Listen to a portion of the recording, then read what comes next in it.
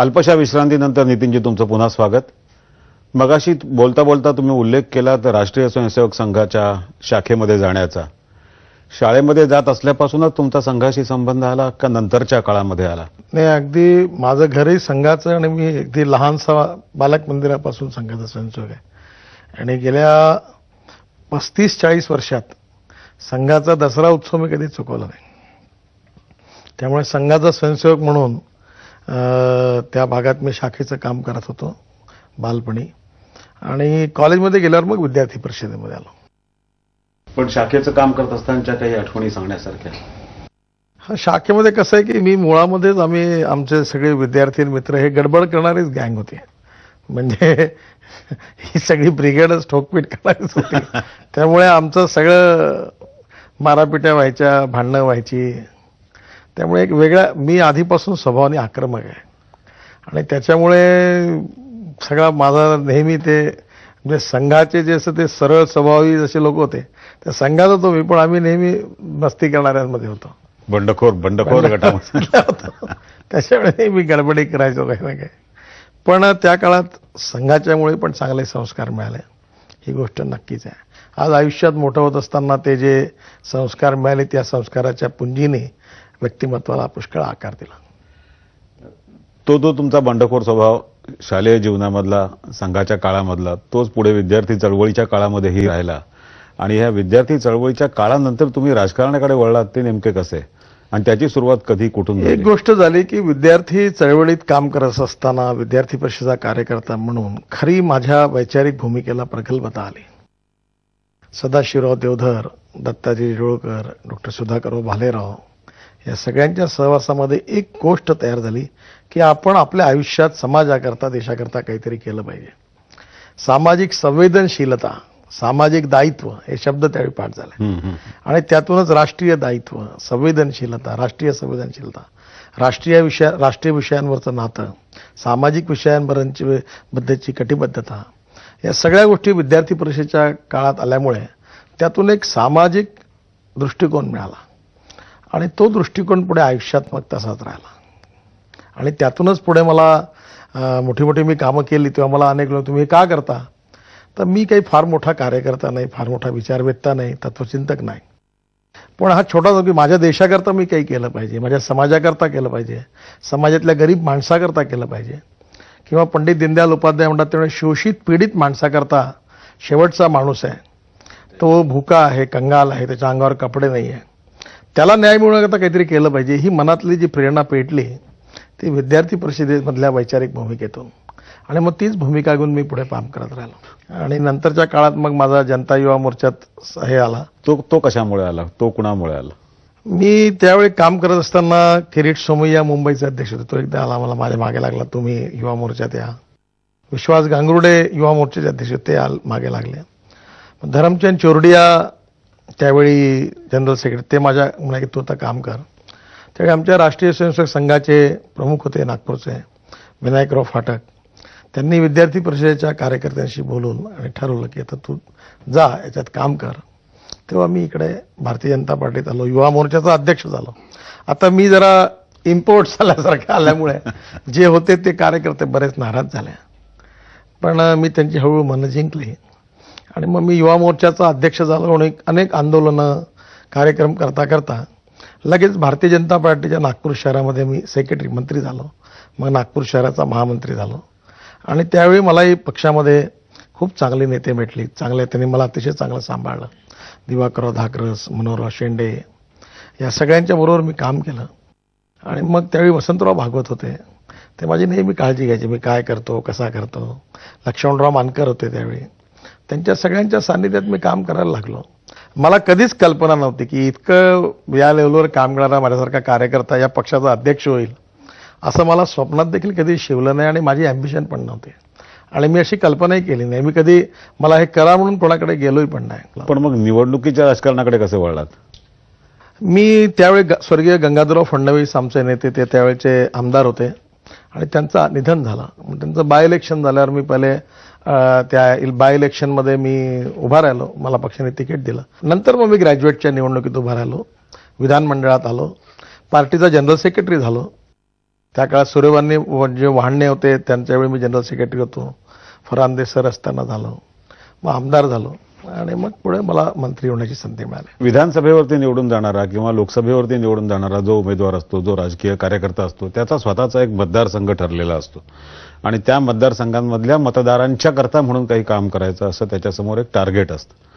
पण पदवीधरांचा म्हणून तुम्ही ज्यावेळा प्रतिनिधी म्हणून निवडून येता त्यावेळा पदवीधरांचं क्षेत्र खूप मोठं असतं आणि एक छोटा असा स्वरूपाचा मतदारसंघ नसतो.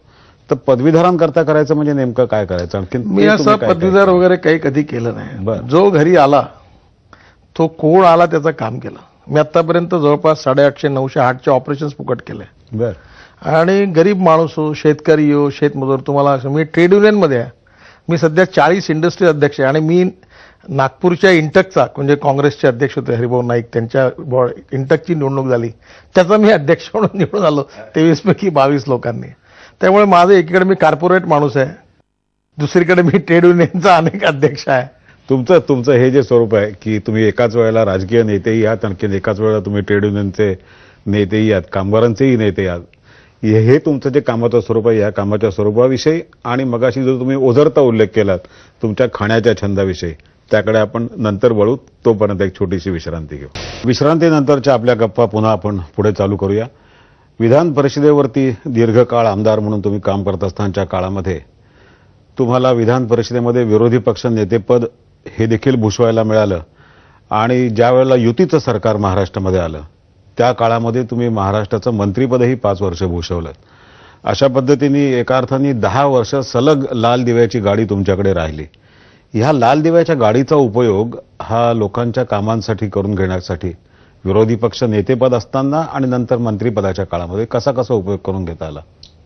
नाही, मला मी विरोधी पक्ष नेता असो की मंत्री असो, माझ्याकडे कोण माणूस आला त्याचं मी कधी नाव विचारत नाही, पत्ता विचारत नाही. त्यांनी सांगितलेला प्रश्न माझ्याकडनं सुटत असेल तर मी सोडवतो. त्याच्यामुळे असा कधी विचार मी नाही केला आणि मी सतत रात्री अपरात्री कधी लोक भेटतात, माझं घरी अशी काही बंधनं नसतात, कोणी आल्यांना मी भेटतो.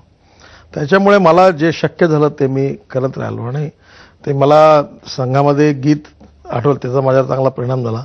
मनसा सततम स्मरणीयम वचसा सततम वदनीयम लोकहितम मम करणीयम. तर तसं काम करत राहिलो. मला कल्पना नव्हती मी एवढा मोठ्या जागेवर जाईल, मला एवढ्या संधी मिळतील. किंवा मला तर आठवतं माझ्या घरासमोर अशी स्थिती आहे नागपूरला की मी जुन्या नागपुरात राहतो आणि बुधवारी माझ्या घरासमोर बाजार भरतो, तर गाडी देखील 11 वाजेपर्यंत आतमध्ये हाणता येत नाही. मला जर जायचं तर पायी दूर जाऊन मग गाडीत बसावं लागतं. त्यामुळे एक्सप्रेस हायवे माझ्या घरासमोर जिथे बुधवारी छोट्या गल्ल्या आहेत तिथे मला एक्सप्रेस हायवे बांधायची संधी मिळेल हे मला आयुष्यात कधी कल्पनाही नव्हती. पण मग खऱ्या अर्थाने एक्सप्रेसवेची कल्पना तिथे तुमच्या मनामध्ये आली महाराष्ट्रामध्ये सार्वजनिक बांधकाम खात्याचं नाही, मी मंत्री झाल्यानंतर म्हणजे मंत्री व्हायच्या आधी सभागृहात अनेक वेळा चर्चा व्हायची. त्यावेळी जयंतराव टिळक साहेब पुण्याहून यायचे, ते अडकले घाटात, मग ट्रक आडवा झाला आणि मग सभागृहात खूप गोंधळ, केव्हा होणार हायवे, हा रस्ता केव्हा बांधणार. त्या ओरडणाऱ्यामध्ये आम्ही राहायचो, झाला नाही. त्यामुळे मला याची तीव्रता माहिती होती आणि मी बांधकाम मंत्री झाल्यानंतर मी जेव्हा बघितलं तेव्हा आहे तिथेच होतं. ते 3 अलाइनमेंट देखील पक्की झाली नव्हती आणि मी तिथून मग सुरुवात झाली. मी ठरवलं की आपल्याला संधी मिळाली आहे, आपण या राज्यात जेवढं चांगलं काम करता येईल तेवढं आपण केलं पाहिजे. आणि म्हणून मग मी ध्यास घेतला. तेव्हा त्या कामाची एक नशा होती की नाही मी आपण हे पूर्ण करू.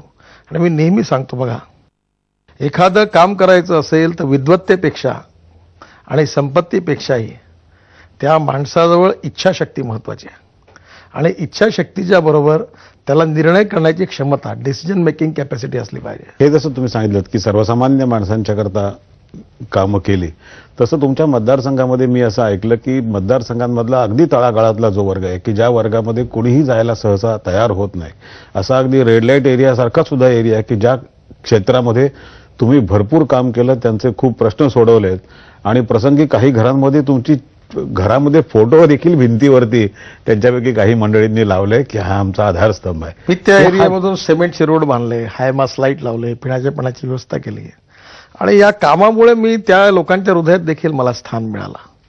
आणि मी म्हणजे असा कधीच भेदभाव नाही केला, हे आपले वोटर आहे का नाही आहे असा भेदभाव नाही केला. आजही नागपूर महानगरपालिका, नागपूर जिल्हा परिषद या क्षेत्रात तळागाळातल्या शेवटच्या माणसं खूप चांगले कार्यकर्ते मिळाले. खरं म्हणजे जिल्ह्यात तर आम्ही कधी, मी जेव्हा कामाला सुरुवात केली आणीबाणीनंतर, तर आमच्याजवळ कोणीच नव्हतं. जिल्ह्याचे सगळ्या लोकांचे राजीनामे झाले होते, शून्यातून सुरुवात झाली होती. पण खूप कार्यकर्ते चांगले मिळाले आणि आता उत्तम काम आहे, यश पण आहे, सगळ्या संस्था आमच्याच हातात आहेत. पण याचं कारण की सर्व समाजाचा, कधी जातीपातीचं आम्ही राजकारण केलं नाही. अगदी विदर्भात देखील मी आता ज्यावेळी निवडणुका होत्या, एकेका दिवशी हेलिकॉप्टरने 23 सभा घेतल्या. बरं. माझे रोज जाहिराती यायच्या, मी रेकॉर्ड ब्रेक केले असतील. आणि मी जायचो सभेत, भाषण द्यायचो, निघून जायचो. आणि संध्याकाळी 6च्या आत नागपूरला येऊन 6 पासून रात्री 10 पर्यंत त्याच्यात 7-8 सभा करायचो. तर मी असं धावपळ करत करायचो. त्याच्यामुळे मला कुठून एवढी एनर्जी आली माहिती नाही, पण मी एकदा एखादी गोष्टीच्या मागे लागलो की पूर्ण ताकदीने मागे लागतो. मी सगळ्यांवर एखाद्याचा विरोधी करायचा असेल ना, तर त्याच्याही मागे मी सुसायडल स्क्वॉड सारखाच मागे लागतो. पण म्हणजे आता एक स्वभाव बनलाय जिद्दीचा आणि चिकाटीचा, आणि मी कधी कोणाला घाबरलो नाही. मगाचपासून 2-3 वेळा तुमच्या बोलण्यात उल्लेख आला की जातीपातीचं राजकारण मी कधी केलं नाही. त्या जातीपातीच्या राजकारणाशी संबंधित असलेल्या प्रश्नाकडे आपण नंतर वळू, पण तत्पूर्वी एक छोटीशी विश्रांती.